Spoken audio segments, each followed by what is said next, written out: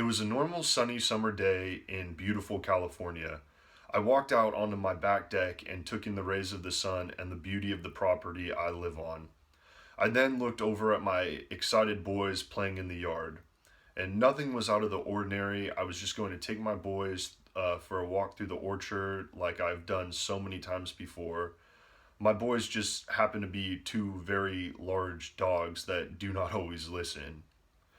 So first I let my German Shepherd puppy out of the backyard. His name is Houston and he generally behaves a little better than my other dog whose name is Dallas, and he's a giant husky who really does not always behave.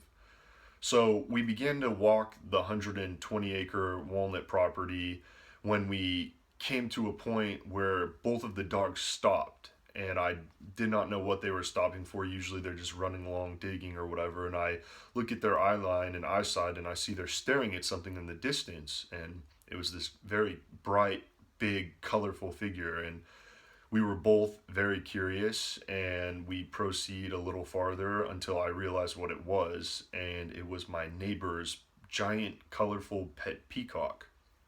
And I am just scared that they are going to chase it, and I can tell that they're just drooling over it, really excited and ready to go. I tell them no, come home, down, and just like I had feared, the crazy excited dogs took off after this peacock, and this peacock had about a 20-yard head start, but I knew it was going to be no match for my boys, and I proceeded to chase the dogs as they chased the peacock. So we're in one giant circle while these dogs are so happy. I'm just so scared. I finally lose them because I can't keep up with them, and I get into my neighbor's backyard and cannot find the dogs when Houston comes running around a corner, and I was very happy, very excited to see Houston until I saw he had feathers in his mouth, thinking, oh gosh, nothing good is going to come from this.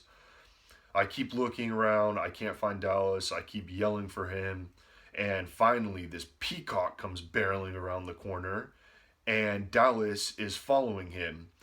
And Dallas, all happy as can be, finally catches up to this peacock and grabs onto it and grabs it in his mouth. And I come barreling around and slide into Dallas like I'm some baseball player stealing second base or something. And I was finally able to get the peacock out of Dallas's mouth. And Dallas and Huey are both just running around super happy, not even knowing what's wrong, thinking they were just playing. And finally, I think I got the point across that that was bad and they weren't playing. So I sadly believe I ruined their day, but they will be okay, and the peacock was okay, so it all turned out all right in the end.